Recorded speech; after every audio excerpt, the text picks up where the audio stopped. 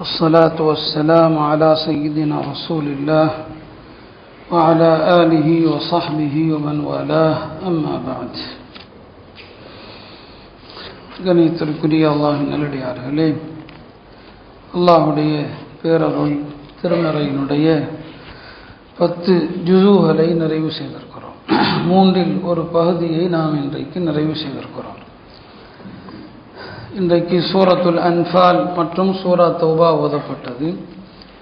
இந்த 2 சூறாக்களுமே தனியாக எழுதப்பட்டிருக்கும். ஆனால் இந்த 2 சூறாவையும் சேர்த்து தான் கணக்கு போடுவாங்க. அதனால தான் அன்ஃபால் முடிந்து சூரா தௌபா ஆரம்பிக்கும் போது பிஸ்மில்லா எழுதப்பட்டிருக்காது. குர்ஆன் ஓதுபவர்களுக்கு தெரிந்த ஒரு விஷயம். ஒரு வகையில் 2ஐயும் பிரிச்சிருப்பாங்க, ஒரு வகையில் 2ஐயும் சேர்த்துருப்பாங்க. அது ஒரு பெரிய வரலாறு. ஏன் இந்த 2 சூறாக்களுக்கு நடுவில் பிஸ்மில்லா எழுதப்படவில்லை என்பது. அன்ஃபால் சூறாவை பொறுத்தவரை, அன்ஃபால் என்று சொன்னால் போர் செல்வங்கள் என்று அர்த்தம்.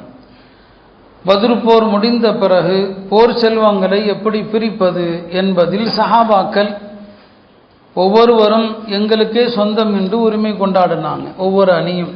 அப்போதுதான் அல்லாஹ் இந்த வசனத்தை இறக்கி போர் செல்வங்களை எப்படி பிரிக்கணும், யஸ்அலூனக அனில் அன்ஃபால் என்று அல்லாஹ் அதை பற்றி சொல்கிறான். பிறகு வஅலமு அன்னமா கனிம்தும் 10வது ஜுஸூனுடைய முதல் ஆயத்தில் போர் செல்வத்தை எப்படி பிரிக்கணும் என்று சொல்கிறான். இதெல்லாமே வேறு சில விஷயங்களும் அந்த சூறாவில் வருகிறது. சூரா பராஆவை பொறுத்த வரைக்கும் அதில் ஏராளமான விஷயங்கள் இருக்கிறது. ஜக்காத் யாராருக்கு கொடுக்கணும் அப்படிங்கிறது இந்த சூறாவில் தான் வருது. இன்னம ஸதகாத், தர்மங்கள், லில் ஃபுகரா வல் மசாக்கீன், 8 பிரிவினரை அல்லாஹ் சொல்லி இவங்களுக்கு தான் கொடுக்கணும்னு சொல்கிறான். இந்த பராஆ சூறாவில் தான் தபூக் போரை பற்றி அல்லாஹ் பேசுகிறான். தபூக் போருங்கிறது ஒரு பெரிய வல்லரசோடு முஸ்லிம்கள் மோதிய ஒரு போர். அது அன்றைய ரோமானிய கிறித்தவ பேரரசை எதிர்த்து முஸ்லிம்கள் செஞ்ச போர் தான் அந்த தபூக் போர். அதை பற்றிய வரலாறுகள் வருது. ஹுனைன் போரை பற்றி வருது. இதெல்லாமல் தௌபா சூறால அல்லாஹ் முனாஃபிக்குகளை பற்றி ஏராளமான ஆயத்துகளில் சொல்கிறான். முனாஃபிக்குகள் நினைச்சது பேசுனது எல்லாத்தையும் அல்லாஹ் இந்த சூறால சொல்லிடுவான். அதனால தான் இந்த தௌபா சூறாவுக்கு இன்னொரு பேர் இருக்கிறது, சூரத்துல் ஃபாதிஹா. ஃபாதிஹான்னு சொன்னால் முனாஃபிக்குகளின் உள்ளத்தில் உள்ளதை அம்பலப்படுத்துகிற சூறா. என்ன நினைச்சானோ பெருமான் ஸல்லல்லாஹு வஹியா வந்துடும். இந்த சூறால முனாஃபிக்குகளை அல்லாஹ் அவ்வளவு கிளிகளின் கிழிச்சறான். அந்த முனாஃபிக்குகளில் ஒருத்தர் அப்துல்லாஹ் இப்னு உபை. அவர் இறந்த நேரத்தில் அவருடைய மகன் ஒரு நல்ல முஸ்லீம். அவருக்காக நபி ஸல்லல்லாஹு ஜனாஸா தொழுகைக்கு போவாங்க. உமர்லான்னு வேண்டாம் போகாதீங்க, அவர் முனாஃபிக்கு. இருந்தாலும் பெருமானார் கருணையின் உருவாகிவிட்டது. அவங்க போனாங்க. அல்லாஹ் தடுத்தான். இனிமே நீங்க போகக்கூடாதுன்னு சொல்லிட்டான். வலா துஸல்லி அலா அஹதின் மின்ஹும் மாத வலா தகும் அலா கப்ரி. முனாஃபிக் யாராவது இறந்தால் தொழுவ நடத்தவும் கூடாது, கபரில் போய் நிற்கவும் கூடாதுன்னு சொல்லி இப்படி அதில் பல விஷயங்களை அல்லாஹ் சொல்லியிருக்கிறான். நான் இன்றைக்கு எடுத்துக்கொண்டது அன்ஃபால் சூறாவுடைய ஆரம்பத்தில் வரக்கூடிய ஒரு 2-3 ஆயத்துடைய விளக்கம். இந்த ஆயத்துகளில் அல்லாஹ் மோமின்களுடைய 5 குணத்தை சொல்கிறான். மோமின்கள் யார்? எல்லா பொருளையும் ஒரிஜினலும் இருக்குது, போலியும் இருக்குது. ஒரிஜினலுக்கென்று சில அடையாளங்களும் இருக்குதா இல்லையா? மோமின்களுக்கு அல்லாஹ் இந்த ஆயத்தில் 5 அடையாளம் சொல்கிறான். அல்லாஹ்ன்னு சொல்லப்பட்டால் அவங்களுடைய உள்ள 5 நடுங்கும் என்று சொல்கிறான். குர்ஆன் ஓதப்பட்டால் அவங்களுடைய ஈமான் அதிகரிக்கும்னு சொல்கிறான். அவங்க அல்லாஹ் மீது மட்டுமே நம்பிக்கை வைப்பார்கள் சொல்கிறான், 3வது குணம். 4வது தொழுகையை நிலைநாட்டுவார்கள். 5வது அல்லாஹ் வழங்கியவற்றிலிருந்து செலவு செய்வார்கள்.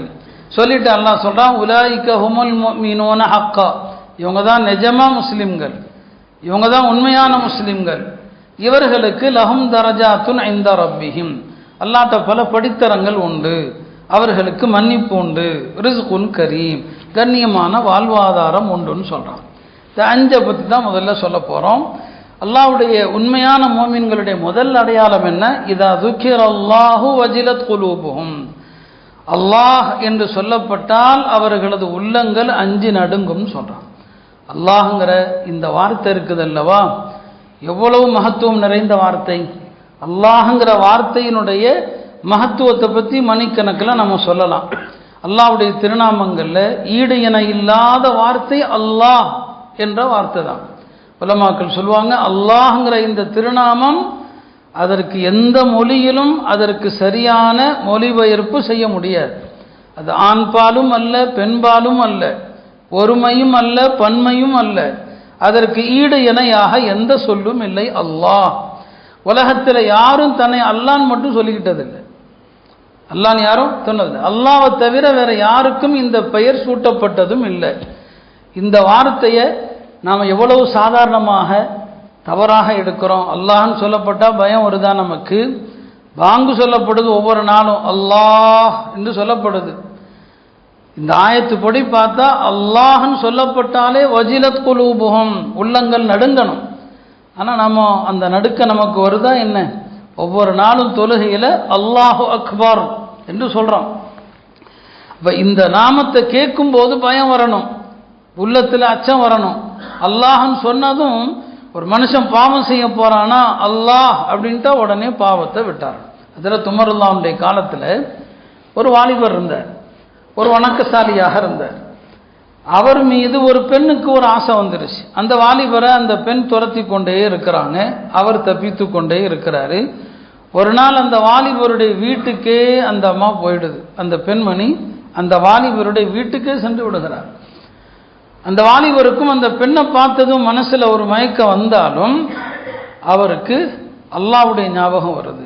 நேற்று ஓதப்பட்ட ஒரு ஆயத்தில் சொல்லுவான், இன்னல்லதீன தகவ், இறையச்சமுடையவர்கள் யாருன்னு சொன்னா, இதா மஸ்ஸஹும் தாயிஃபும் மின ஷைத்தான், ஷைத்தானுடைய ஒரு தீண்டுதல் வந்து விட்டால் ததக்கரு, அல்லாஹ்வை நினைச்சிருவாங்க. அல்லாஹ்வை நினைச்சா பாவத்தை விட்டுருவாங்க. அவர் அந்த பெண்ணை பார்த்ததும் லேசான ஒரு எண்ணம் வந்தாலும் அல்லாஹ்வுடைய பயம் வந்ததும் மூர்ச்சையாகி விழுந்து விட்டார். அப்படி பிறகு கொஞ்ச நேரம் கழிச்சு மயக்கம் தெளியுது. பிறகு அந்த பெண்ணை பார்த்ததும் அல்லாஹ்வுடைய பயம் வருது, மூர்ச்சையாயிடுறாரு. அப்படியே மொத்தாவும் ஆயிடுறாரு. அவருடைய தந்தை ஹஜ்ரத் உமருல்லான் அவங்கள்ட்ட போய் சொல்றாங்க தன் மகனுக்கு நடந்ததை.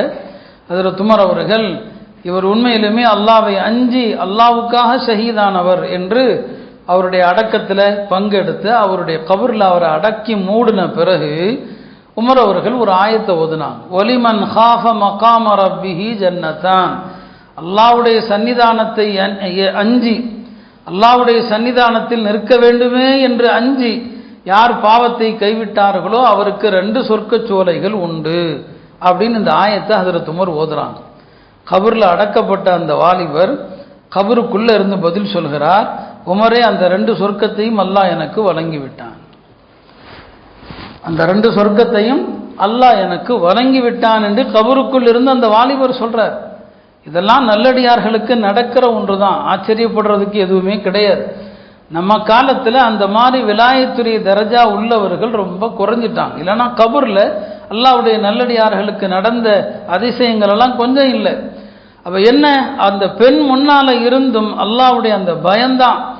அல்லாஹ்ன்னு சொன்னதும் பயம் வரணும். இன்றைக்கு அந்த அச்சம் நம்மள்கிட்ட இல்லை இல்லையா? வாங்க ஒரு பக்கம் சொல்லப்படுது, நாம் எல்லா வேலையும் செஞ்சுட்டு தான் இருக்கிறோம். அல்லாஹ்ன்னு சொன்னாலே எல்லாத்தையும் நிறுத்திடணும், எல்லா வேலைகளையும் நிறுத்திடணும். அப்போ இது மோமின்களுடைய முதல் அடையாளமாக சொல்கிறான்.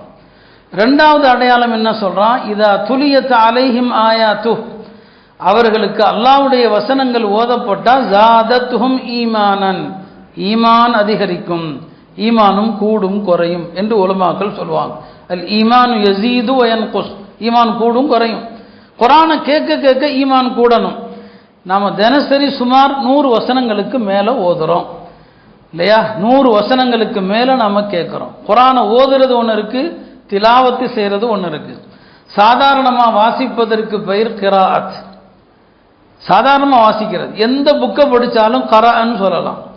குர்ஆனை ஓதுறதுக்கு அல்லாஹ் குர்ஆனில் என்ன சொல்லலாம், யத்லூன, திலாவத்துன்னு சொல்லுவான். திலாவத்து வேற, கிராஅத்து வேற. சும்மா படித்தாலும் கிராஅத்து தான். திலாவத்து என்று சொன்னால் அதை ஓத வேண்டிய முறைப்படி ஓதுவது, சிந்தித்து ஓதுவது. குர்ஆன் ஓதும் போது அழ வேண்டும். நபி ஸல்லல்லாஹு அலைஹி வஸல்லம் குர்ஆன் ஓதினால் அழுங்கள், அழுக வரலனா அழுக வர்ற மாதிரி பாவனையாவது செய்யுங்கள். குர்ஆன் ஓதுனா ஈமான் அதிகரிக்கணும். அப்போ குர்ஆனுடைய ஒரு வசனத்தின் காரணமாக எத்தனையோ பாவிகள் தெரிந்திருக்கிறாங்க. ஃபுதைல் இப்னு ஐயாத் பக்தாத் நகரத்தினுடைய பெரிய கொள்ளை கூட்டத்தினுடைய தலைவராக இருந்தார். ஒரு நாள் ஒரு வீட்டுக்குள் திருடுவதற்காக அந்த வீட்டுக்கு மேலே அவர் ஓட்ட போடுற நேரத்தில் தான் அந்த வீட்டில் ஒரு வயதான பெரியவர் சூரத்துல் ஹதீதில் வரக்கூடிய ஒரு ஆயத்தை ஓதுறாங்க. அலம் யஅனி லில்லதீன ஆமனு அன் தக்ஷா குலூபுஹும் லிذிக்ரில்லாஹ், ஈமான் கொண்டவர்களுக்கான நேரம் வரவில்லையா, அவர்களுடைய உள்ளம் அல்லாஹ்வை அஞ்சி நடுங்குவதற்கு இன்னுமா நேரம் வரல அப்படின்னு ஒரு பெரிய ஒரு ஓதுறார். இந்த ஆயத்தை தான் கேட்டாங்க ஃபுதைல் இப்னு இயாத். திருடர் அவர் அப்படியே நடுங்கிட்டார். அந்த பெரியவரோ அந்த ஆயத்தை திரும்ப திரும்ப ஓதிக்கிட்டே இருக்கிறார். ஃபுதைல் இப்னு இயாத் அப்படியே திகைத்து போய் இந்த பெரியவருக்கு முன்னால் வந்து, பெரியவரே, நான் தான் ஃபுதைல், பக்தாதுடைய பெரிய கொள்ளை கூட்ட தலைவர். ஏதோ நான் அல்லாஹ்வை அஞ்சுகிற நேரம் வந்துருச்சு, என் வாழ்க்கையில் இவ்வளோ காலத்தை வீணாக்கிட்டேன், நான் திருந்துகிற நேரம் வந்துருச்சு, நான் என்ன செய்யட்டும்னு அந்த பெரியவர்கிட்ட கேட்குறார். அந்த பெரியவர் எதுவுமே சொல்லலை. இதான்ப்பா அல்லாஹ்வுடைய வேதம், ஹாதா கிதாபுல்லாஹ், தான் முன்னால் வச்சிருந்த குரானை கொடுத்து இந்த குரானை வைத்து உன் வாழ்க்கையை சரி பண்ணிக்கன்னு சொல்லிட்டார்.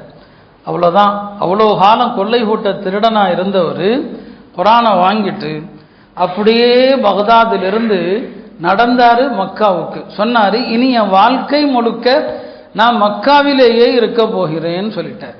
குரானை தூக்கிட்டு மக்காவுக்கு போயிட்டார்.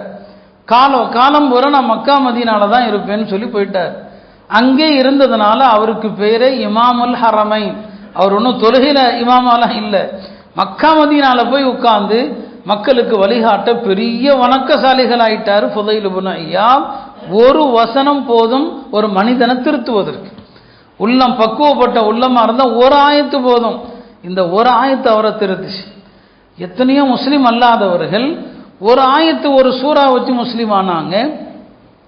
ஒரு யூதராக இருந்த லியோபால்டுன்னு ஒரு யூதர், அவர் இஸ்லாத்தை தழுவிட்டார். அவர் பேர் முகமது அசத் என்று மாற்றிக்கிட்டார். மேலை நாட்டை சார்ந்தவர். அவர் ஒரு சூறாவை தான் சிந்திச்சார். அவர் பார்க்குறாரு, அவருடைய நாட்டில் மக்கள் எல்லாம் செல்வ செழிப்போடு இருக்கிறாங்க, வாழ்க்கை வசதிகள் எல்லாம் இருக்குது, ஆனால் மக்கள் யார்கிட்டையும் நிம்மதி இல்லை, எல்லாரும் ஒரு கலக்கத்தில் இருக்கிறாங்க. அவருடைய மனைவிட்ட சொல்றார், உனக்கு என்ன தெரியுது, உண்மைதான், மக்கள் நிம்மதி இல்லை, எல்லா வசதியும் இருக்கு, நிம்மதி இல்லை, என்ன காரணம்? யதார்த்தமாக அவருக்கு ஒரு குர்ஆனுடைய மொழிபெயர்ப்பு யாரோ எப்போதோ கொடுத்தது. அவர் அந்த மொழிபெயர்ப்பை பிரிக்கிறார். அவர் பார்வையில் படுகிற குர்ஆனுடைய கடைசி சூறாக்களில் ஒன்றான அல்ஹாக்குமுத் தகாசுர், இந்த உலகத்தை சேர்க்கணுங்கிற பேராசை தான் உங்களை மதிமயக்கத்தில் ஆழ்த்தி விட்டது. அவ்வளோதான். இந்த ஒரு வார்த்தை தாங்க படித்தார், அல்ஹாக்குமுத் தகாசுர். துன்யாவை நிறைய சேர்க்கணும், துன்யா துன்யா துன்யாங்கிற இந்த விஷயம் அல்ஹாக்கும் உங்களை மதிமயக்கத்தில் தள்ளிவிட்டது. அல்லாவை விட்டும், ஆகிரத்தை விட்டும், கபரை விட்டும், நரகத்தை விட்டும் மதிமயக்கத்தில் தள்ளிடுச்சு. ஆயத்தை அப்படி படித்தார் அந்த சூறாவை. உடனே முஸ்லீம் அறிஞர்களை தேடி போனார், நான் முஸ்லீம் ஆகணும்னு இஸ்லாத்தை தழுவியதோடு இல்லாமல் அவர் குர்ஆனுக்கு 1000 பக்கங்களை கொண்ட ஒரு பெரிய மொழிபெயர்ப்பை எழுதினார். அப்போ என்னங்க, குர்ஆனுடைய ஒரு ஆயத்து போதும் ஈமான் கொள்றதுக்கு. அல்லாஹ் சொல்றான், இதா துலியத் அலைஹிம் ஆயாத்து, குர்ஆன் ஓதப்பட்டா ஈமான் கூடும். ஒரு ஆயத்து ஒரு சூறாவை கொண்டு முஸ்லீமானார். பெரிய பாடகராக இருந்த யூசுப் அல் இஸ்லாம் அவரும் அப்படித்தான். அவர் ஏதோ ஒல்லுஹா வல்லைலி இதா சஜா இந்த ஆயத்துடைய மொழிபெயர்ப்பையும் விளக்கத்தையும் படித்தார். அவ்வளவு பிரபலமான பாடகர் முஸ்லீமானார். இதெல்லாம் 1950களில் நடந்த நிகழ்ச்சி. இதெல்லாம் அருமையானவர்களே, குர்ஆன் ஒரு வசனம் ஹிதாயத்துக்கு போகுது. எத்தனையோ முஸ்லீம் அல்லாதவர்கள் இஸ்லாத்தை தழுவிக்கிட்டே தான் இருக்கிறாங்க. இன்றைக்கு வரைக்கும் மேலை நாடுகளில் குர்ஆனை ஆய்வு செய்து இஸ்லாத்துக்கு வர்றாங்க. நாம் அந்த குர்ஆனை அதே எண்ணத்தில் கேட்குறோம். குர்ஆனை ரசித்து ஓதுங்க. நாளை மறுமை நாளில் அல்லாஹ்விடத்தில் இந்த குர்ஆன் சொல்லும், யா அல்லாஹ், இதோ இவர் என்னை மதித்தவர், இவரை கண்ணியப்படுத்துன்னு சொல்லும். அல்லாஹ் அவருக்கு ஒரு கிரீடத்தை அணிவிப்பான். குர்ஆன் சொல்லும், யா அல்லாஹ் பத்தாது, இவரை இன்னும் கண்ணியப்படுத்து, அல்லாஹ் அவருக்கு ஒரு கௌரவ ஆடை அணிவிப்பான். குர்ஆன் சொல்லும், யா அல்லாஹ் பத்தாது, இன்னும் அவரை கண்ணியப்படுத்து. அல்லாஹ் சொல்வான், நான் என்னுடைய பொருத்தத்தையே அவருக்கு கொடுத்துட்டேன். அந்த நபரை பார்த்து அல்லாஹ் சொல்வான், நீ ஓதுவீராக, நீ எது வரைக்கும் ஓதி போய் நிற்கிறியோ அந்த இடம்தான் உன்னுடைய சொர்க்கத்தினுடைய தரத்தை முடிவு செய்கிற இடம். இப்போ குர்ஆன் மறுமையில் அல்லாஹ்விடத்தில் மன்றாடும். குர்ஆன் குர்ஆனோடு தொடர்புடையவர்கள் அல்லாஹ்வுடைய குடும்பத்தினர். ஆக இது 2வது சிஃபத். இது அவங்களுடைய ஈமான் கூடும் என்று சொல்றாங்க. 3வது வஅலா ரப்பிஹிம் யதவக்கலூன், அவங்க அல்லாஹ் மீது தான் நம்பிக்கை வைப்பாங்கன்னு சொல்லி. அல்லாஹ் மீது நம்பிக்கைனா என்ன? நம்ம எல்லாருமே அல்லாஹ் மீது தானே நம்பிக்கை வச்சிருக்கிறோம். இன்னைக்கு இன்னொரு வசனத்திலே வந்துச்சு, அல்லாஹ் மீதே மோமின்கள் நம்பிக்கை வைக்கட்டும். அல்லாஹ் மீது நம்பிக்கை வைக்கிறதுனா என்ன? உலகத்தில் நடக்கிற எந்த விஷயத்தையும் உலகத்தோடு சம்பந்தப்படுத்தவே கூடாது. அல்லாஹ் தான் லா யுஸீபனா இல்லா மா கதபல்லாஹு லனா, எங்களுக்கு நடக்கிற எல்லாமே அல்லாஹ் விதிச்சது நடக்குது, அவன் விதித்தது தானே தவிர காலத்தை குறை சொல்லக்கூடாது, காலத்தை போய் கெட்ட காலம்னு சொல்லக்கூடாது. இது என்ன காலம், முசீபத்து பிடிச்ச காலம், காலத்தை சொல்லக்கூடாது. அல்லது ஒரு வீட்டை திட்டுறது, ஒரு வாகனத்தை திட்டுறது, ஒரு கடையை திட்டுறது, இதில் எல்லாம் இருக்குதா பிரச்சனைங்கிறது வேறு விஷயம். ஒரு நல்ல முஸ்லீம் தனக்கு வரக்கூடிய எந்த சோதனையையும் காலத்தோடு இடத்தோடு வீட்டோடு எதோடு சம்மந்தப்படுத்த மாட்டான். அல்லாஹ் நாடிட்டான், அல்லாஹ் எனக்கு விதிச்சிட்டான், அந்த விதியை நான் பொருந்தி கொள்றேன். இதுதான் தவக்குல் அப்படிங்கிறது.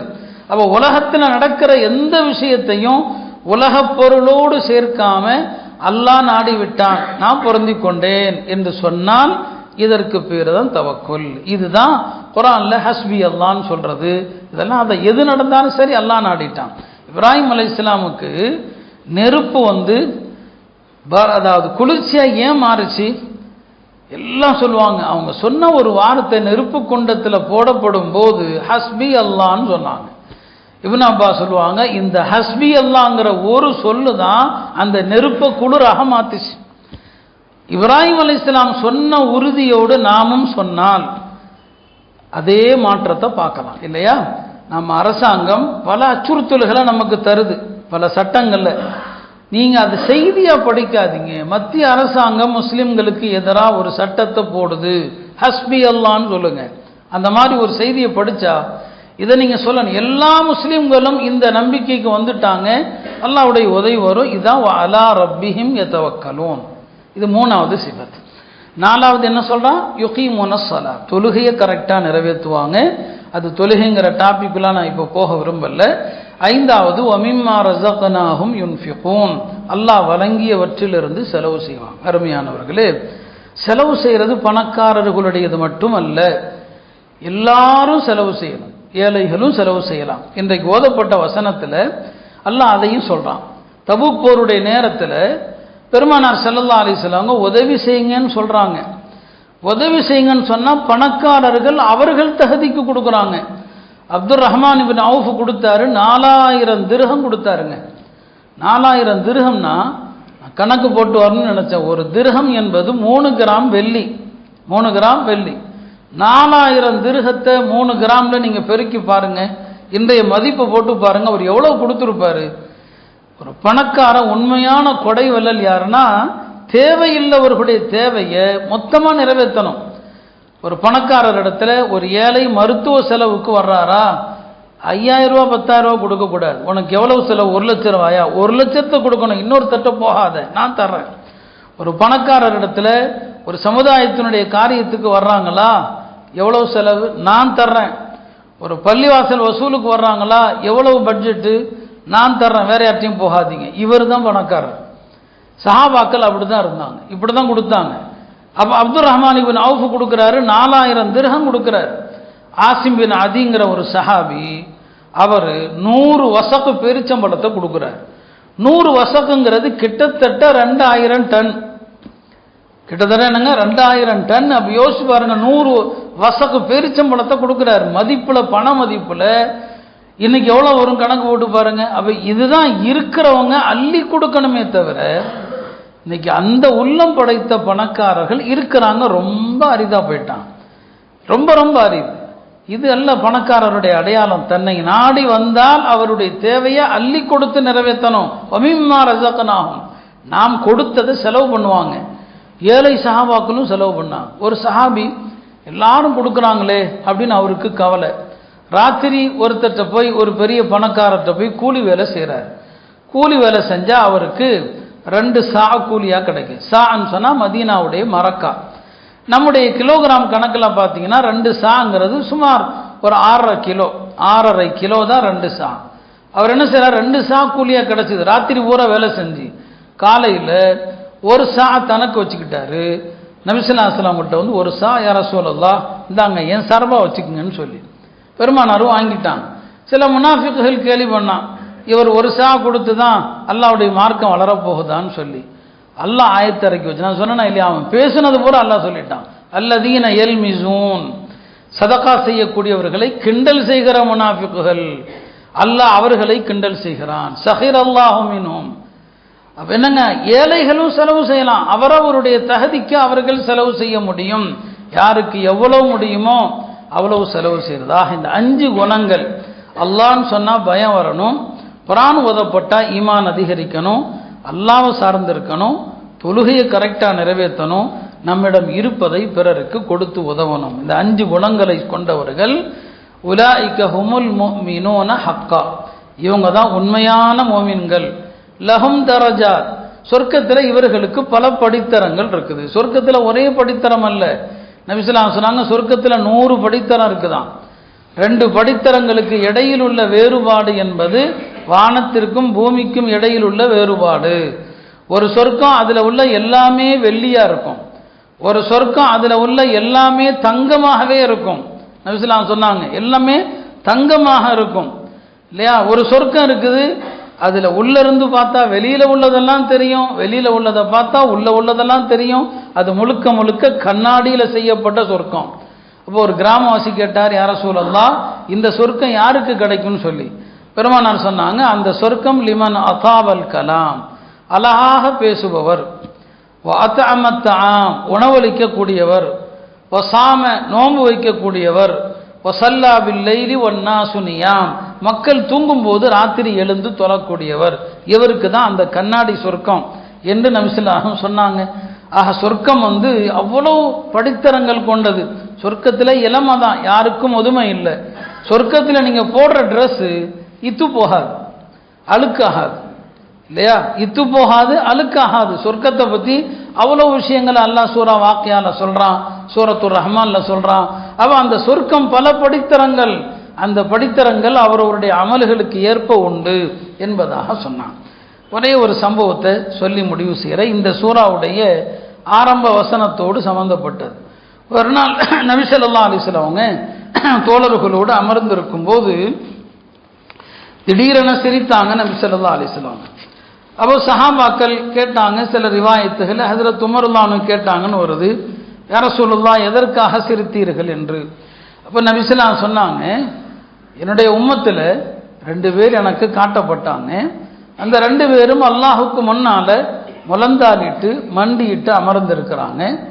அந்த 2 பேர்ல ஒருவர் இன்னொருவரை சுட்டி காட்டி அல்லாஹ்விடத்தில், யா அல்லாஹ் இவன் எனக்கு அநியாயம் செய்தவன், எனவே இவனிடமிருந்து எனக்கான ஈட்டு தொகையை பெற்றுக்கொடு, இவனுக்கு அநியாயம் செஞ்சிட்டான்னு சொல்லி அல்லாஹாலா அந்த நபர்கிட்ட கேட்பான், எப்போ அவனுக்கு அநியாயம் செஞ்சிட்டியான், நீ அவனுக்கு ஈட்டு தொகை கொடுக்கணுமா, கூடுன்னு சொல்லுவான். அந்த அநியாயம் செஞ்சவன் சொல்லுவான், யா அல்லாஹ் நான் எங்கே ஈட்டு தொகைக்கு போவேன், இங்கே ஈட்டு தொகைக்கு எங்கே போகிறது, என்கிட்ட ஒன்றுமே இல்லையேன்னு சொல்லி. இப்போ அல்லாஹ் கேட்பான், என்னப்பா சொல்ல போகிறா, ஒன்றும் இல்லைங்கிறானே. இப்போ அந்த பாதிக்கப்பட்டவர் சொல்வார், ஈட்டு தொகை கொடுக்க முடியலையா, என் பாவத்தை அவனை சுமக்க சொல்லுங்க, நான் பாவம் செஞ்சுருக்கிறேன், என் பாவத்தை எல்லாம் அவனை சுமக்க சொல்லுங்க. இந்த இடத்துல இதை சொல்லும்போது நபி ஸல்லல்லாஹு அலைஹி வஸல்லம் ஒரு நிமிஷம் நிறுத்தி அழுவாங்க.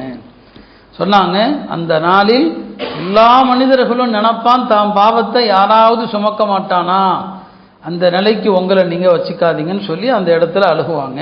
இப்போ என் பாவத்தை சுமக்க சொல்லுங்க அப்படின்னு சொல்லி அல்லாஹாலா இந்த 2 பேர் பேச்சையும் கேட்டுட்டு அந்த பாதிக்கப்பட்ட நபர் இருக்கிறார் இல்லையா, அவர்கிட்ட அல்லாஹ் சொல்லுவான், உன் பார்வையை கொஞ்சம் உயர்த்துன்னு சொல்லுவான். அவரும் உயர்த்துவார். அவர் பார்வையில் ஏராளமான சொர்க்கங்கள் தெரியும், பிரம்மாண்டமான சொர்க்கங்கள் அவருடைய பார்வைக்கு தெரியும். அந்த சொர்க்கங்கள் எல்லாமே ரொம்ப பிரம்மாண்டமான ஒளியாக அப்படியே ஜொலிக்கும். அதில் பார்த்தா முத்துக்களுடைய கோட்டைகள் எல்லாம் அவருக்கு தெரியும். அப்போ இந்த நபர் அல்லாஹ்ட்ட கேட்பாரு, அல்லாஹ் இந்த சொர்க்கங்கள் யாரேனும் நபிக்கு கொடுக்க போறியான்னு சொல்லி. அல்லாஹ் சொல்லுவான், இல்லை. இந்த சொர்க்கத்தை யாருக்காவது சித்தியக்குகளுக்கு கொடுக்க போறியான்னு கேட்பான், இல்லை. இந்த சொர்க்கத்தை யாராவது ஷஹீதுக்கு கொடுக்க போறியான்னு கேட்பான், இல்லைப்பா. இப்போ யாருக்கு இந்த சொர்க்கம், இந்த சொர்க்கத்திற்கான விலையை யார் கொடுக்குறாரோ அவருக்குன்னு அல்லாஹ் சொல்லுவான். சொர்க்கத்துக்கான விலையை, இந்த சொர்க்கத்துக்கு எங்கே விலையை கொடுக்கறதுன்னு சொல்லி அல்லாஹ் சொல்லுவான், ஒன்றையும் இருக்குப்பா, ஒன்றையும் இருக்குது, நீயும் கொடுக்கலாம், நான் எங்கே கொடுக்கறது, இதோ பாதிக்கப்பட்டதாக உனக்கு அநியாயம் செஞ்சதா சொன்னில்லையா, அவரை மன்னித்து விடுவது தான் இந்த சொர்க்கத்துக்கான விலை. அவரை மன்னிச்சிருப்பா, மன்னிச்சா இந்த சொர்க்கத்துக்கு நீயும் போகலாம். யாரெல்லாம் நான் மன்னிச்சிட்டேன்னு சொல்லி அல்லாவே அந்த 2 பேருடைய கரத்தையும் சேர்த்து வைத்து நீங்கள் இருவருமே அந்த சொர்க்கத்திற்கு செல்லுங்கள். இந்த சம்பவத்தை சொல்லிட்டு நபி ஸல்லல்லாஹு அலைஹி வஸல்லம் இன்றைக்கு நாம் ஆரம்பமாக ஓதிய ஆயத்தை ஓதுவாங்க. ஃபத்தகுல்லாஹ், அல்லாஹ்வை அஞ்சிக் கொள்ளுங்கள். வஅஸ்லிஹு தாத பைனிக்கும், உங்களுக்கு இடையில உள்ள விஷயத்தை நீங்களே சமாதானம் செய்து கொள்ளுங்கள் சொல்லுவாங்க. அல்லாஹ் சமாதானம் செய்து வைப்பான் மறுமையில். அதனால உங்களுக்கு இடையில உள்ள விஷயத்தை மன்னித்து பழகினால் அல்லாஹ்வும் உங்களை மன்னிப்பான் என்பதற்கு இந்த சம்பவத்தை சொன்னான். அருமையானவர்களே, ரமலான் ரஹ்மத்துடைய காலம், மன்னிப்புடைய காலம். அல்லாஹ்வுடைய மன்னிப்பு ரஹ்மத்து வேணும்னா மனிதர்கள்ட்ட நாம கருணை காட்டணும், மனிதர்களை நாம மன்னிக்க வேண்டும். எல்லாம் அல்லாஹ் திருமறையினுடைய அஹ்காமுகள் சட்டத்திட்டங்களை உணர்ந்து அதன்படி நடக்கக்கூடிய தௌஃபீகை நம் எல்லோருக்கும் தந்தருள்வானாக. வஆகிரு தஅவானா அனில் ஹம்துலில்லாஹி ரப்பில்